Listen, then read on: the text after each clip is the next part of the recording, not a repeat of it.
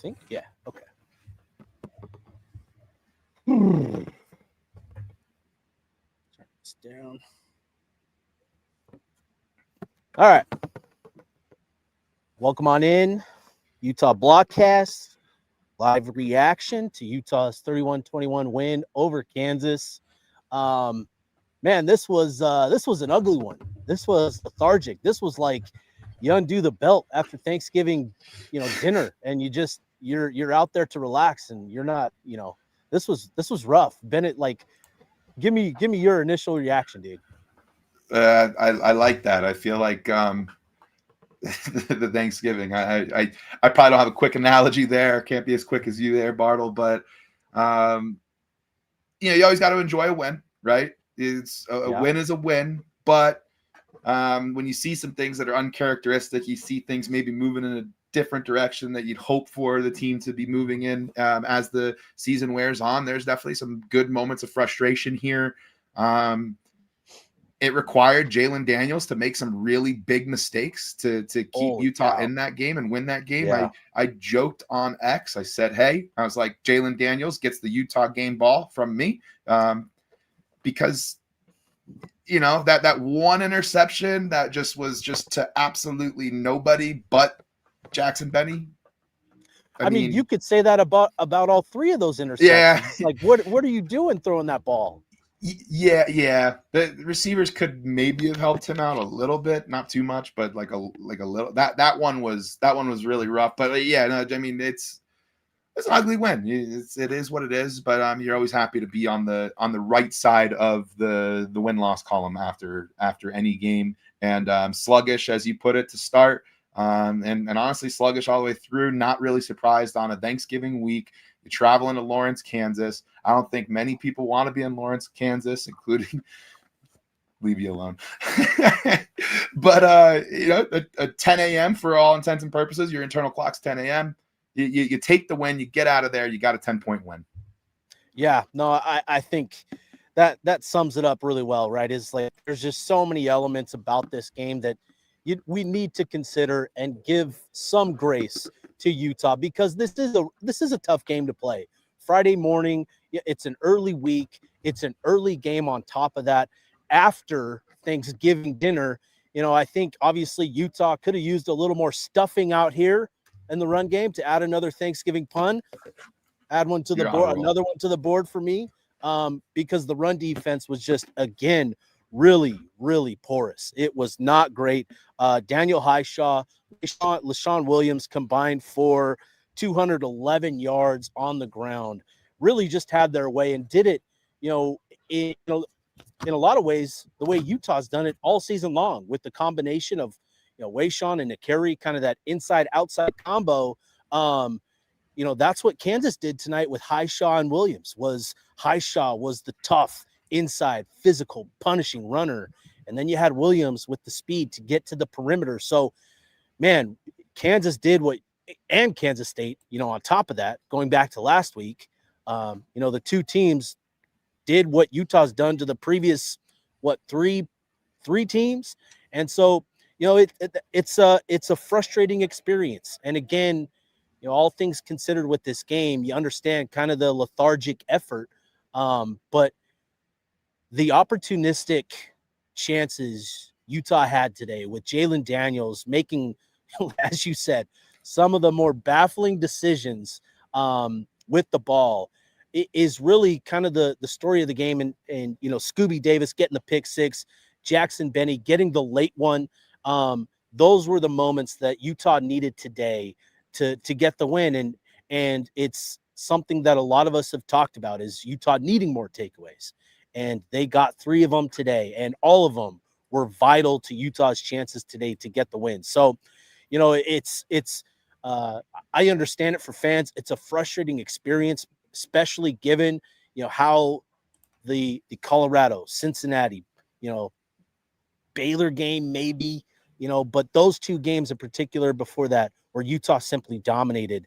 That's sort of what we became accustomed to, especially given what happened throughout the year earlier. So really concerning on the defensive side of the ball. it got a little worrisome on offense, right? It just felt disjointed. It felt disconnected. Utah would make a play, there would be a penalty, there would be a mishap, there would be a misread, but they found enough in that fourth quarter to dig out the win, and that's really the big thing here is you get out of Lawrence, which it's so cold here, like it's freezing. I cannot wait to get out of here because it's so cold. And it's tough conditions, but Utah dug deep and made the plays in the fourth quarter. Yeah, no, absolutely. And some of the play calling down the stretch was nice. I thought the play action was beautiful. I thought the pop pass on that RPO was beautiful. Things like that you and I have turned to each other, during games and said, like, we need more of that. We need to see more of that out of Utah. And so it feels like, the coaches are saying the same thing. You need to try that more because you're seeing more of it. And Dev's just so good at it. And it goes back to where he started the season with the quad Ds, Yep. Yep. Devin demands defensive discipline. And when he starts to take it like he's going to run it on you, and then all of a sudden does a little jump pass, it's just like you're in trouble because your safety's probably already bit and you got no help. And yeah. We talked to the players. I asked Devin about that play specifically, and he mentioned that that's something that they've been sitting on for a really long time, was that play specifically. We've seen the pop plays, right, over the last couple of games, especially, but I'm going to go back. I'm excited to go back and watch that play, the play design, because both Dev and Kyle talked about Beck having sat on that play for a long time. And so I'm really interested to see what it looked like. But they set it up well with Devin taking, running the ball, the three previous plays to set up that action to get Kansas to bite on it. And, again, the cojones of Beck to call that play. I asked Kyle to kind of walk us through the process of coming to that decision. And Kyle told Jason, just go with the play you feel is best that will get us the first down. I trust you. Regardless of what it is, I trust you. And for that to be the play, man, that's pretty cool. No, I love it. And it's fun. That's the stuff that makes this offense fun, unpredictable, things like that you see. I think the offense, Beck started to get into his bag a little later in the game, scored the 21 points in the fourth quarter. Would have loved to see more scoring early on, but ultimately, like, when it came down to it, Kansas wasn't able to stop Utah, and Utah was able to find a few stops, and that happened. Would be curious your thoughts.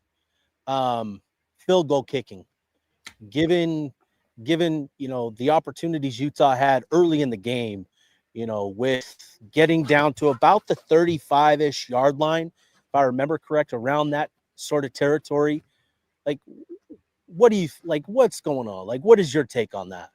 Yeah, I think Utah passed on a 45-yard field goal, no, 46-yard field goal, and then also passed on I want to say it was like a 51, something like that. But I don't love it. I don't like passing on points. Yeah. I think that's something that if you don't pass on points and you take, you at least you trot Dillon out there against those guys on October 18th, I think the game could be a little different. So, to see us still not taking field goals when they're there and helping Dillon build that confidence and helping the team build that confidence in him. We look at Dillon as somebody that gives us that seemingly infinite range, but we've never leveraged that. Utah's never leveraged that at any point this season. So would have liked to see Utah take points when they were there, especially on that first one, the 46-yarder. I thought that was well within his range. Yeah, I agree. And I think at some point, there really needs to be, and I'll probably ask Kyle, I will ask Kyle about this, on Monday. I don't know if we're getting Kyle on Monday, actually. Maybe we do. But next opportunity we get, I'm going to ask, sort of the process and coming to these decisions to pass on the field goals, because it really puts you in a bind in this game tonight. And fortunately, Utah was able to make the plays in the fourth quarter, but we've seen it in a previous game specifically where you pass on those opportunities to add points And I think there just needs to be greater consideration for the context of games, right? Obviously, we understand the BYU game. That's an intense rivalry. It's going to come down to a one-possession game. In this one, we talked about it, right? To open up, this was a lethargic start. All the context to consider for fans to give this team that sort of grace. There needs to be that as well with Utah in these types of games and taking advantage of opportunities to add points on the scoreboard. I know that there's a lot of pride on that side of the ball, on the offensive side of the ball, in terms of being confident in their ability to convert, these third, fourth down situations. There's Bill Riley giving me a shout out from up top, but no, failed today on 2 fourth down conversions, and I think you really just there needs to be a greater consideration for context of games and adding points in a tough game like this. Yeah, and I want to say on both of those, like if we talk about the analytics, like on the broadcast, like it said, like this is where you kick on both of those. I want to say so. Yeah, and to that, I know Kyle talked about it, at some point this season, but he said that Dylan struggles, from that right side, and that's where that 46-yard, the first one was from the right side. So I felt like, okay, I'll give you that. But then they had another one, which was a little bit further. I think it would have been a 52-yarder, but it was from the left side. And so I just feel like, anyways, they just take the field goal, add the points. Obviously, it's not automatic, but give the kid an opportunity, right? Dylan Curtis, he's a fantastic kicker. And we're going on a little bit too long about kicking, but there were some big plays in this game, and a couple extra field goals maybe makes this a little bit more comfortable as well. So, anyways, all right, enough about that. Pass catchers, Larry Simmons, emerging, 97 yards, 2 touchdowns, 3 receptions. J.J. Buchanan, 2 receptions, 65 yards. Also drew a defensive pass interference. I really feel like this group, this duo of Larry Simmons, J.J. Buchanan, these are guys that have trended the right way over the final month, and I feel like are key components to Utah's passing attack as we get into the offseason and start to look ahead to next season. I think those guys really have done a lot to help their cause going into the offseason and, as we hit the final stretch of the season here. Yeah, no, absolutely. And Larry Simmons it's been awesome to watch him come on and give Dampier that reliable option. Unfortunate that Ryan Davis went down because we talked for so long this season, like, oh, I'd love to see just that one more guy for Damp to be able to rely on. And now he's getting that with Larry Simmons. It feels like every time Larry Simmons catches the ball, I know it's not every time, but it's just like a really good catch. But it's on the sideline, a toe tap. It's one of two things. It's either a toe tap or it's a touchdown, or it's a toe tap touchdown. It's one of those three things. Dude just makes plays, knows where his feet are at all times, controls his body. He's come on really nicely at the end of this season, and that's been awesome to see. J.J. Buchanan, somebody who I think could actually have pretty big numbers this season. He just hasn't had the volume of targets to really put him up there into those conversations. But how many times have we seen that ball get thrown down there? It's like J.J.'s down there, and he catches the ball. That one was really hard, along those sidelines. That was a really hard one to figure. Oh, I forgot about that one. Yeah, I felt he had the toe down when he first caught it, and then it looked like the elbow was just in. So I was shocked actually that they called that, they upheld that call. I feel like honestly, the two should have been flipped. The Larry Simmons and the JJ one should have been flipped. But hey, whatever. So did Utah football. They, after the whole thing had passed, they posted the picture. I was texting with my brother during that, and he's like, this is too blurry to even tell. He's like, this is gonna stand. And then he's like, I do think you got it. And then it's funny because once Utah put that picture out, I sent that to him, and he's like, that's an amazing picture, and that tells you everything you need to know right there. Yeah, for sure. So get better cameras, ESPN. Dude, that's what we were saying up in the booth. All of us on Press Row was like, what's the deal with these cameras and, with ESPN? And this was an issue back in the Pac-12 a couple years ago, where it was like we're looking at a game in 480p, in standard definition. Shout out to standard definition. It was rough. Like it's 2025. We're going into 2026. Let's get some better cameras, huh? How about that? How's that for a takeaway? Get better cameras. Anyways, what next? Wayshawn Parker, 5 yards short of 100 on the ground, but finished with 127, I think, total. Great day for him. He was the guy that I think was trying to get Utah going, and disappointing they didn't get him to 100 on the ground though. Yeah, it'll be interesting to see if Kyle lets him wear the pink cleats in the bowl game, because he did bust 100. Yeah, you have to. You could have handed it off to Wayshawn, and you chose to keep it in Dan Pierce's hands. That's on you. That's not Wayshawn's fault. Give him the pink cleats for another game. If I'm Wayshawn, I'm just wearing them anyways, and you just go from there. Yeah, but time and time again, 10 toes down. Time and time again, Wayshawn, pop for a big play, an explosive play.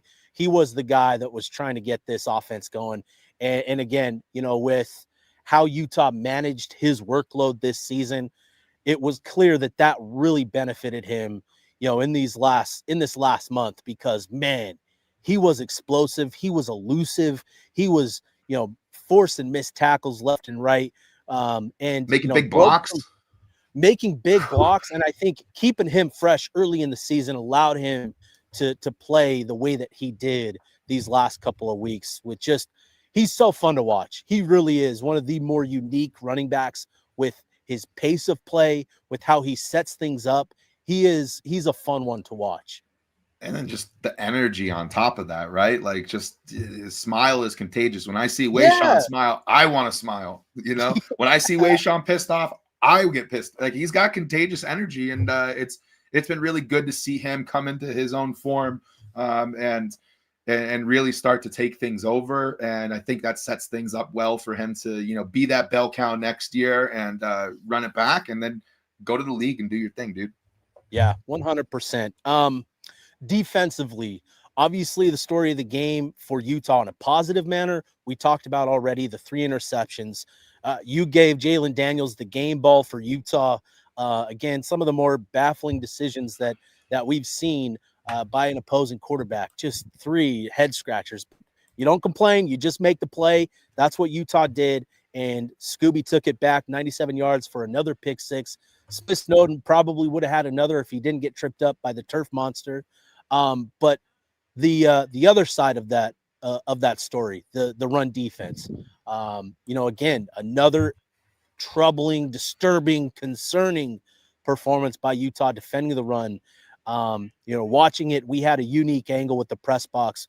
We were at an angle, from the back left corner of the end zone was our view for the field. And so we got a better perspective of the movement that Kansas was generating, and they were just getting movement, a lot of horizontal movement, and creating, lanes for their running backs to move. Utah really needs to figure out how to become more stout.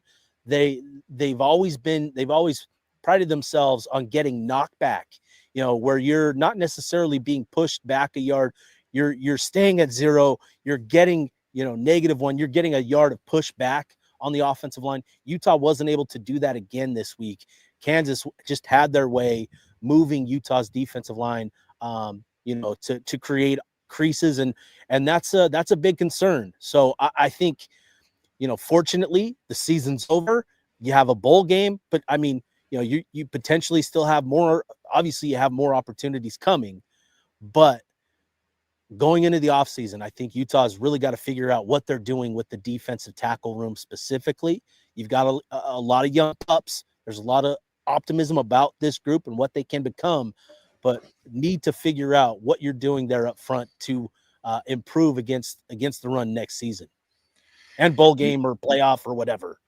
Yeah, no, and that D tackle spot, I feel like, has had like a really tough year. It was already kind of a thinner Yeah. position coming into the season, and then Yep. it's like every week there's some kind of different injury or multiple injuries to the room. So it's like never really had like that, like, hey, here's our dudes, here's our rotation, here's our rhythm, things like that. And I think that we can afford some of that as we get into next year, but also probably add in there a little bit, right? Yeah. Definitely a position to spotlight. For sure. And um, when the defense, it all starts up front. When the defensive line isn't controlling the line of scrimmage, it makes things tough for everybody else. Linebackers don't have the vision, they don't have the pathway, they don't have the freedom of space to get downhill sometimes. Safeties, it clogs up their vision of what's happening behind the line of scrimmage. And so, it's really going to be important for Utah to address this, obviously, for whatever is next and what comes in the future, but need to get back to controlling the line of scrimmage up front. That's a must. So that's one thing. And then again, just the tackling. Tackling was another disappointing effort today. They eventually got it, where they were more fundamentally sound tackling in the second half, but still way too many broken tackles. Utah gave up too many big plays, and credit to Kansas for making them. But Utah, we know the standard at Utah on that defense side of the ball. There's a lot of pride. They've got to figure things out going in again to the offseason and all this stuff ahead. Yeah, no, absolutely. And it's weird to say, but probably like a month and 3 days until Utah plays another game of football. So see what kind of adjustments they're able to make in that meantime with some of those extra practices and things like that. But certainly an area that would be the biggest concern if Utah was getting ready to go into like a playoff or a conference championship game, which could still happen. Don't get me wrong. Could still happen. Yeah. Still a lot of things to root for, but most likely, and this is one of the questions that came up in the chat, Austin Anderson said, obviously we're hoping for a Big 12 conference championship game berth, but what is our most likely bowl game if we don't get there? Alamo would be the next in that pecking order for Utah. And then I think it's Vegas and then Holiday, right? Yeah, I think so. It's a combination of those three. Yeah, and can Bulls still go up or down one spot in the standings? Like Alamo's supposed to take Big 12 number 2. Could they take number 3? Yeah, they could. Yeah, they have that choice. Yep. I think Alamo's probably where Utah ends up, Austin. It's the BYU played in that game last year. BYU's probably going to be on the outside of the college football playoff. If they're in, then Utah's probably a lock for the Alamo Bowl. Yeah. If they're out, though, BYU did just go to San Antonio last year. They might opt for a fresh team, and that's where Utah would come in. And you'd hope that Utah can draw somebody like a USC with Lincoln Riley. It gives some kind of juice to that matchup and gives something for the guys to rally around. I'd be curious people's thoughts, Utah's fans' thoughts on this, but the potential of the Alamo Bowl, where you get more of a premier matchup potentially against a USC, or would you prefer a December 31st Las Vegas Bowl against a Big Ten opponent? Obviously closer to home, travel a little bit easier. I don't know. It's going to be interesting to see how that all shakes out, but those are probably the most likely destinations for Utah. Yeah, for me, it's tough. I'd probably lean the selfish route and say Vegas, just because that's 100. easy trip. There'll be a lot of friends there, a lot of fun. Vegas, New Year's, like. 100. Get me in trouble. So, yeah. But obviously a good, and you're still playing a Big Ten opponent. It's not like you're playing somebody from the ACC or something like that. The Vegas Bowl isn't what it was. It's improved quite a bit, I think, in bowl reputation. Obviously, December 31st game now as well, so that's pretty big. But yeah, I think those are probably the most likely for sure. Yeah. I want to wrap this thing up because I'm cold. I bet. Do we have any other We have any other questions we can run through? One more that I think we should touch. There's some other Okay. questions, and I know I'm going to run a space tonight, so we'll talk on that, and Yeah. we can maybe bookmark some of these for our Yeah. podcast on Sunday. But I think this would be a good one while you're there, while you're freezing. Nick said, F1 Nick said, how's their new stadium, Bartle? And I'm curious too. So I just figured while you're there, what obviously empty, but Yeah. talk to us about the facilities. Yeah, no, it's really impressive. At least this half. This is the half Phase that one. I'm pointing to. Phase one. They're actually going to tear down this part. I think pretty soon here. They were telling us that this is the last media availability in their press room, in the visiting press room. They're going to tear down this side of the stadium and redo that. But really impressive, for Kansas. And here I can kind of give you a panoramic on the stadium here. Just go back. So they're going to tear down this section over here. But then you've got all this. And I'll say this much. It was that fourth quarter. Kansas had just scored. Utah took over possession. Fans had left. There weren't a lot of people in here. I don't know how it was as loud as it was, but it was really loud in those final minutes with the 1,000 fans. I'll give them 1,500 maybe. 1,500 fans that were here. It still got pretty loud. And overall, it's nice. The press box was nice. It's small. It's not made for double wide people like me. But not everybody is a double wide. And so, it's fine. It's really nice. They've certainly upgraded some things. It's impressive. And I think once this is all done, it'll probably be one of the more impressive stadiums in the Big 12 for sure. Nice. That's about it. I know you want to get out of the cold. My quick closing thoughts are 10 wins in the regular season for the first time since 2019. That's awesome. Big time. 5-2 is where Utah sat on October 18th. And we said, hey, win 5 games in a row, finish at 10-2, let the cards fall how they fall. And at the end of the day, you can't be too upset with that. And you can't, to win 5 games in a row. It's a bummer. You'd like to have this game or that game back, this possession, this ineligible man downfield, whatever. To not lay flat and for the team to stick together and win 5 games in a row to finish 10-2 is going to pay dividends in this hell month of December that we are about to go through, because it's transfer portal season. It is going to the draft season. It's poaching season. It's all of the things all in one. And for Utah to be on a positive note right now, it's going to do big things. So I'm excited to see what the team does in the month of December. Excited to see what the postseason looks like, and and everything that's to come. But it feels a lot better to be talking about a Utah team that's ending on a high note, as opposed to, hey, just ended a 7-game losing streak so we could get to 5-7. Yeah. Who's our offensive coordinator? That's a great point to end on. I'll add this much. I hope everybody really takes the time to appreciate what Utah did this season, just to kind of echo your sentiments. Obviously to be 5-7 last year, 7-game losing streak. We remember, I hope that Utah fans remember how frustrating that experience was. I hope it's still fresh on the mind of people, that it isn't too far forgotten, because, this team deserves a lot of credit for turning things around this offseason. And I think Devin Dampier, I'm talking with my hands really well right now. Devin Dampier, I think, was really important in that, in sort of turning the vibes, bringing a fresh confidence. And, we can pick apart these guys' games, how they execute, how they perform at times.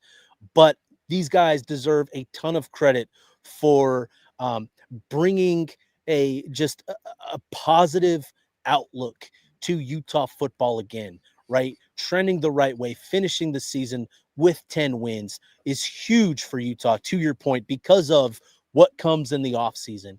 And, to kind of regain the belief and hope, and to give the fan base just fun experiences, right? We remember how much of a grind 2024 was. It was grueling. It was difficult. There wasn't a lot of joy. And, this is an entertainment product as much as it is, anything else. And everybody wants to be entertained. And I think Utah, obviously they came up short in 2 really crucial games, and that's disappointing. But overall, 10 wins, and the amount of joy that this team brought this fan base, I think they deserve a lot of credit for riding the ship in the offseason and coming out here and finishing the season strong. So, yeah, just to echo your sentiment, I think you hit the nail on the head. Appreciate what Utah did this season. Yes, there's a lot of little details and little things that we can pick apart, and we should pick apart because that's going to help Utah move forward. But enjoy this year, have fun, and this weekend you've got the game out of the way. It's 3:45 Friday afternoon. Hit the couch, spread eagle, clothed or not clothed, as Kyle Whittingham said in his post-game press conference today, and enjoy yourself. So that's it. I'll go ahead. I'll wrap this one up. Appreciate everybody for tuning in. I'm gonna go get warm, and we'll see y'all on the other side. Appreciate y'all.